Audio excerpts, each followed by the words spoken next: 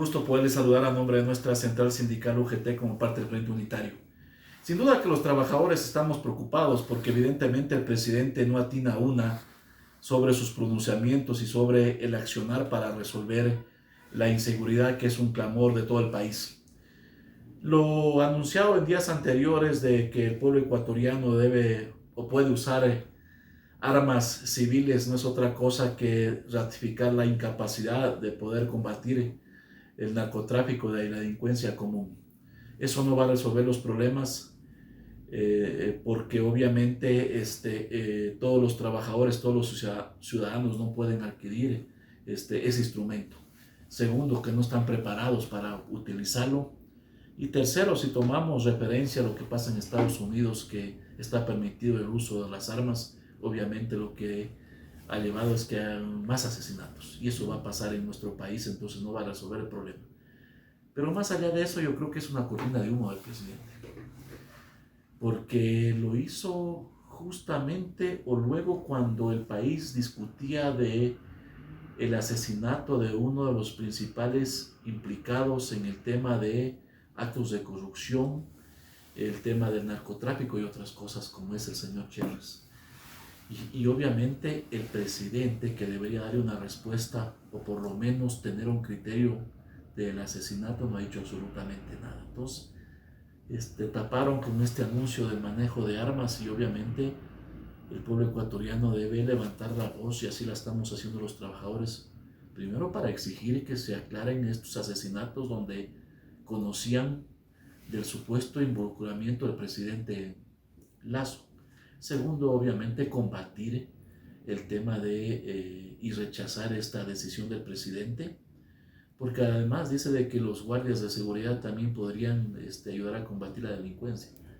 Los guardias de seguridad están preparados para cuidar un determinado sitio, no para combatir la delincuencia organizada y común. Habría que preguntarle al ministro Zapata dónde están los 60,000 policías que dijo que estaban listos para defender al presidente de la institución. ¿Dónde están esos 60,000 policías para que cuiden a los ecuatorianos, que es el rol de la policía? Entonces, obviamente nosotros condenamos estos pronunciamientos que ratifican su incapacidad de gobernar y frente a eso continuamos levantando la voz fuera Lazo ya. Esto implicaría también a la larga modificar el Código Integral Penal, porque si alguien actúa en defensa propia, ¿cómo estarían también las leyes? Algo también que desde las centrales sindicales van a analizar. El presidente ha dicho que es un problema entre los ciudadanos y el tema de los delincuentes. O sea, es inaceptable. O sea, no se puede permitir eso, lo han dicho los profesionales, lo han dicho los técnicos. No es la salida el tema de darle armas al pueblo ecuatoriano para resolver la delincuencia, para resolver el narcotráfico. Porque el gobierno también se quedó callado sobre el tema de los narcogenerales, de algunos jefes de la policía que también estaban embrucados en el narcotráfico. Entonces, obviamente así no se puede resolver el problema, porque primero esto no es correcto y segundo no creo que sea lo adecuado poder reformar el Código Integral Penal y las leyes para que la sociedad civil pueda adquirir armas. Además, los trabajadores, el salario que tienen ni siquiera cubre el 50% del costo de la canasta básica. Pero ¿qué pasa con esos 6 millones de ecuatorianos que no tienen un trabajo? ¿Qué pasa con esos 3.500.000 ecuatorianos que tienen que subsistir con $2 al día y que también están en peligro de asaltos, etcétera, etcétera? Porque hay dos cosas, el delincuente, si es que también no tienes, te va maltratando o te va disparando. Y entonces es inaceptable esta situación que anunciaba el presidente. Un tema que también a la postre que viene es lo que está pasando en la Asamblea Nacional y hoy que inició la Comisión de Fiscalización, el juicio al presidente Guillermo Lasso. A ver, hay algunos asambleístas que cacarean de acuerdo a su conveniencia. Y entonces por ahí escuchamos asambleístas que dicen de que los que han planteado el juicio político y el resto de asambleístas no podrán referirse de la situación de los actos de corrupción, sino solo del tema especulado. O sea, no pueden prohibir a los asambleístas de que puedan intervenir sobre el tema de los actos de corrupción que hay en este país. Obviamente, Esos pronunciamientos lo que están es demostrando que tienen una clara posición de defender al presidente Lasso y obviamente otros de acusarlo. Pero nosotros tenemos una preocupación porque creemos que en la asamblea se está aplicando todos los días la canción de la Shakira, o sea, facturando, porque obviamente eso vemos.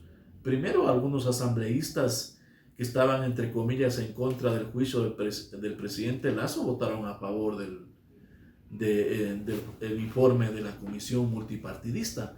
¿Acaso se estaban cotizando para después poder facturar adecuadamente, pedir cargos? Y entonces obviamente creemos de que eso está pasando en los actuales momentos. Y el pueblo ecuatoriano está cansado de esa situación. Quiere que la asamblea fiscalice, quiere que la asamblea legisle para los ecuatorianos, porque obviamente el porcentaje de aceptación que tiene la asamblea no llega ni al 6%, que va de la mano de la aceptación que tiene el presidente Lasso. Esperemos entonces que actúen pensando en el país y sobre todo pensando en el clamor popular. Más del 60% de ecuatorianos quieren que el presidente Lasso dé un paso al costado. Hay que extirpar ese cáncer que está dañando al resto. ¿Qué pasaría? Porque hay una posibilidad, todavía se maneja y se ha hablado también de lo que es la muerte cruzada. ¿Cómo verían también ustedes como trabajadores esto? A ver, nosotros siempre hemos planteado 4 aspectos que son democráticos. Primero, que el presidente Lasso renuncie. Obviamente, no lo va a hacer por obvias razones. Él tiene que seguir respondiendo a la banca, a los grandes grupos económicos y al Fondo Monetario Internacional, a cual sirve. Segundo, está el tema de juicio político que hoy se está desarrollando en la Asamblea. Tercero, nosotros hemos planteado el derecho a la resistencia y a la protesta social, que también es constitucional. Y obviamente ha dejado para el último el tema de la muerte cruzada, que es un elemento que el presidente lo ha venido amenazando desde el primer día. Y obviamente no ha tenido la capacidad también de ejecutarlo. Porque si él tenía ese elemento que es constitucional y dijo que la asamblea no servía, que le habían pedido cargos y que denunció y después él mismo se encargaba de retirar las denuncias, entonces no lo ha ejecutado. Ha sido solo un elemento para amenazar a la asamblea y ratificar una bronca entre el ejecutivo y el legislativo, y el pueblo ecuatoriano dejarle a un lado y no resolver los problemas. Y hoy pasa lo mismo. Sigue el presidente Lasso hablando de que lo quieren sacar, habla de los dirigentes políticos, sociales, pero no habla del pueblo ecuatoriano, de sus necesidades. Y entonces dice que le están afectando su honra, que le están afectando los derechos humanos, su vida privada. Y los derechos humanos del pueblo ecuatoriano, ¿dónde quedan cuando no hay educación, salud, empleo, seguridad, etcétera? Que le están dañando su honra, que le han asesinado su honra, más o menos, dice. Hay más de 1.500 asesinados en este 2023. ¿Y qué ha dicho el presidente? Entonces, obviamente, todas estas cosas, lo mejor que le puede pasar hoy a los ecuatorianos, a los trabajadores, es que el presidente dé un paso al costado. Ante esto, ¿qué se plantea también desde las centrales sindicales? ¿Cuáles van a ser las acciones que se realicen? Bien, el Frente Unitario se va a reunir en los próximos minutos, en los próximos días, obviamente para analizar todas estas cosas. Tiene que ver con el tema del nuevo Código del Trabajo que entendemos la Asamblea aprobó ayer para el informe para el primer debate. Hay que ver qué reformas ha hecho. Entendemos que ha hecho como alrededor de unas 80 observaciones. El tema de la seguridad social, que el gobierno también ha callado y que continúa con su comisión en el tema de las privatizaciones y de afectar a afiliados, jubilados y pensionistas. Y obviamente para seguir levantando la voz de fuera Lasso ya.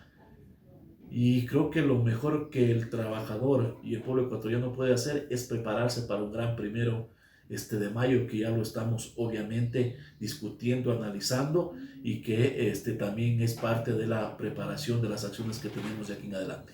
Un 1 de mayo que en esta oportunidad también será diferente, porque recordemos que veníamos de un proceso también de una pandemia. El año pasado se logró hacer ya una caminata, una gran movilización, y sin duda será diferente por lo que está pasando.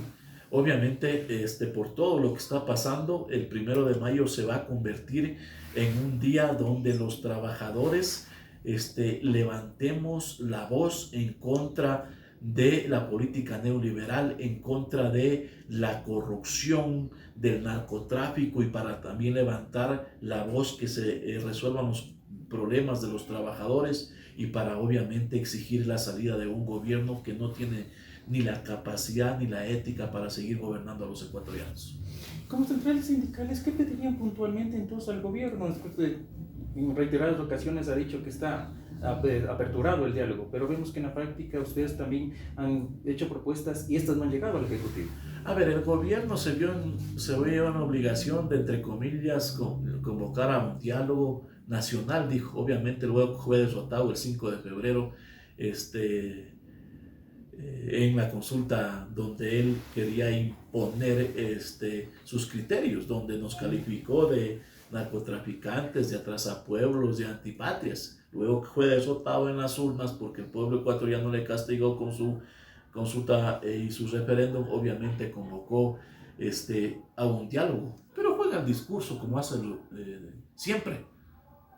Usted no ha escuchado que él fije día y hora para convocar a las organizaciones sociales, a los trabajadores, al movimiento indígena, para dialogar los problemas del país. Entonces, obviamente, él tiene trazada su política, que es seguir gobernando para la banca, para los grandes grupos económicos, y obviamente ejecutar los acuerdos que tiene con el Fondo Monetario Internacional. Evidentemente que al gobierno no le interesa resolver esa deuda social que tiene con la mayoría de ecuatorianos. Y obviamente por eso es de que nosotros dijimos dialogar con un gobierno de esa categoría. Evidentemente no. Serán las calles, será la organización, será la lucha donde exijamos que se resuelvan los problemas, pero también que exijamos que el gobierno dé un paso al costado para que asuma el vicepresidente, y el vicepresidente entienda que tiene que cambiar de modelo económico, político y social y atender a los ecuatorianos. De forma final, entonces, ¿no existe una fecha previa al 1 de mayo para unas movilizaciones, tal vez, en rechazo a las políticas de gobierno, como les mencionaron? Bueno, van a haber algunas acciones en territorio, obviamente, encuentros, plantones, conforme han detallado o han informado los compañeros de cada provincia, como parte de ir, obviamente, preparando el gran 1 de mayo.